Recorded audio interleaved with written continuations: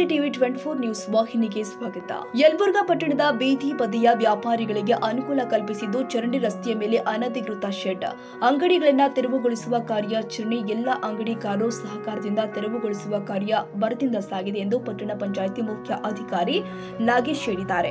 ನನಗೆ ಯಾವುದೇ ಅಂಗಡಿಕಾರು ವ್ಯಾಪಾರಸ್ಥರಾಗಿ ವಿನಾಕಾರಣ ತೊಂದರೆ ಕೊಡಬೇಕೆನ್ನುವ ಉದ್ದೇಶ ನನಗಿಲ್ಲ. ಆದರೆ ಪಟ್ಟಣದ ಸೌಂದರ್ಯೀಕರಣ ಹಾಗೂ ಸಂಚಾರ ಜನದಟ್ಟಣೆಯಿಂದಾಗಿ ಸಾರ್ವಜನಿಕರಿಗೆ ವಾಹನ ಸಂಚಾರಕ್ಕೆ ತೊಂದರೆ ಆಗದಿರಲೆಂದು ಚರಂಡಿ ಹಾಗೂ ರಸ್ತೆ ಅಕ್ಕಪಕ್ಕದ ಮೇಲೆ ನಿರ್ಮಾಣಗೊಂಡ ಗೂಡಂಗಡಿಗಳ ಶೆಡ್ಗಳ ತೆರವುಗೊಳಿಸುವ ನಿರ್ಧಾರ ಕೈಗೊಳ್ಳಲು ಜಿಲ್ಲಾಧಿಕಾರಿಗಳು ಆದೇಶ ಪಾಲನೆ ಎಲ್ಲರೂ ಕೂಡ ಮಾಡಬೇಕಾಗಿದೆ.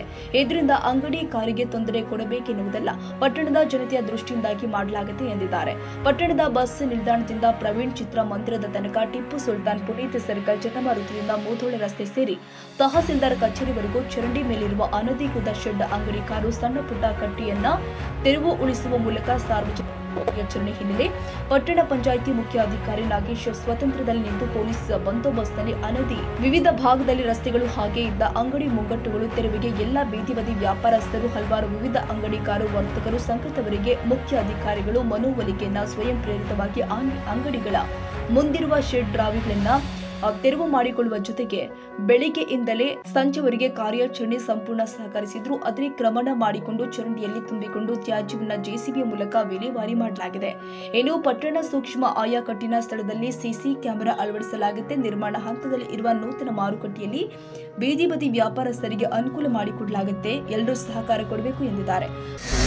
ಈಗಾಗಲೇ ಮಾನ್ಯ ಜಿಲ್ಲಾಧಿಕಾರಿ ಆದೇಶದನ್ವಯ ಮತ್ತು ರಸ್ತೆ ಸುರಕ್ಷತೆ ಕಾಯ್ದೆ ಅನ್ವಯ ಈಗಾಗಲೇ ಸತತ 3 ದಿನದಿಂದ ಅಕ್ರಮವಾಗಿ ಕಟ್ಟಿರ್ತಕ್ಕಂಥ ಸ್ಟೇರ್ ಕೇಸ್ ಆಗಿರ್ಬೋದು, ಚರಂಡಿಗಳಿರ್ಬೋದು, ಶೌಚಾಲಯ ಇರ್ಬೋದು, ಬೇರೆ ಬೇರೆ ರೀತಿಯಲ್ಲಿ ಕಟ್ಟಿರ್ತಕ್ಕಂಥವುಗಳನ್ನು ನಮ್ಮ ವ್ಯಾಪ್ತಿಯಲ್ಲಿ ನೀರು ಕಟ್ಟಿರ್ತಕ್ಕಂಥ ಎಲ್ಲವುಗಳನ್ನು ನಾವು ಇವತ್ತು ರಿಮೂವ್ ಮಾಡ್ತಾ ಇದ್ದೀವಿ. ಈಗ ಸಾರ್ವಜನಿಕರ ಸಹಿತ ಸಹಕಾರ ಕೊಟ್ಟಿದ್ದಾರೆ. ಅದಕ್ಕೆ ನಾನು ಏನು ಅವರಿಗೆ ಮೂಲಭೂತ ಸೌಲಭ್ಯ ಕೊಡಬೇಕು, ಸಾರ್ವಜನಿಕ ಏನು ಅವಶ್ಯಕತೆ ಇದೆ ಅದನ್ನು ಪರಿಗಣಿಸಿ ಅದಕ್ಕೆ ನಾವೆಲ್ಲ ಪಟ್ಟಣ ಪಂಚಾಯತಿಯಿಂದ ನಾವು ಕ್ರಮ ಕೈಗೊಳ್ಳಲು ಸಾಧ್ಯ ಆಗ್ತದೆ. ಯಾವುದೇ ರೀತಿಯಲ್ಲಿ ಸಾರ್ವಜನಿಕರಿಗೆ ತೊಂದರೆ ಆಗದಂತೆ ನೋಡಿಕೊಳ್ಳೋ ಜವಾಬ್ದಾರಿ ನಮ್ಮ ಪಟ್ಟಣ ಪಂಚಾಯತಿ ಇರೋದ್ರಿಂದ ನಾವು ಪ್ರಾಮಾಣಿಕವಾಗಿ ಏನು ಸಾಧ್ಯತೆ ಅದನ್ನೆಲ್ಲ ನಮ್ಮ ಇಲಾಖೆಯಿಂದ ಏನು ಕೊಡಬೇಕಾಗಿದೆ ಅದನ್ನು ಕೊಡ್ತಾರೆ. ಅದ್ರ ಜೊತೆಗೆ ಬೀದಿ ಬದಿ ವ್ಯಾಪಾರಸ್ಥರಿಗೆ ಈಗಾಗಲೇ ವ್ಯವಸ್ಥಿತವಾಗಲೇ 28 ಸೆಟ್ಗಳು ನಿರ್ಮಾಣ ಆಗ್ತದೆ. ಅದನ್ನು ಏನೋ ಅತಿ ಶೀಘ್ರದಲ್ಲಿ ಇನ್ನೊಂದು 2-3 ತಿಂಗಳೊಳಗೆ ವ್ಯವಸ್ಥೆ ಆಗ್ತದೆ. ಯಾವುದೇ ಕಾರಣಕ್ಕೂ ಬೀದಿ ಬದಿ ವ್ಯಾಪಾರಸ್ಥರನ್ನು ಹೊರಗಡೆ ವ್ಯಾಪಾರ ಮಾಡಲಾರ್ದಂಗೆ ಒಳಗೆ ನಮ್ಮ ವ್ಯಾಪ್ತಿ ಒಳಗೆ ನಾವು ವ್ಯವಸ್ಥೆ ಮಾಡಲಿಕ್ಕೆ ನಾವು ತಯಾರಾಗಿದ್ವಿ. ಈಗ ಮಾನ್ಯ ಜಿಲ್ಲಾಧಿಕಾರಿಗಳು ಈಗ ಸಪೋರ್ಟ್ ಮಾಡಿದ್ದಾರೆ ಹಾಗೂ ಮಾನ್ಯ ಶಾಸಕರು ಸಪೋರ್ಟ್ ಮಾಡಿದ್ದಾರೆ.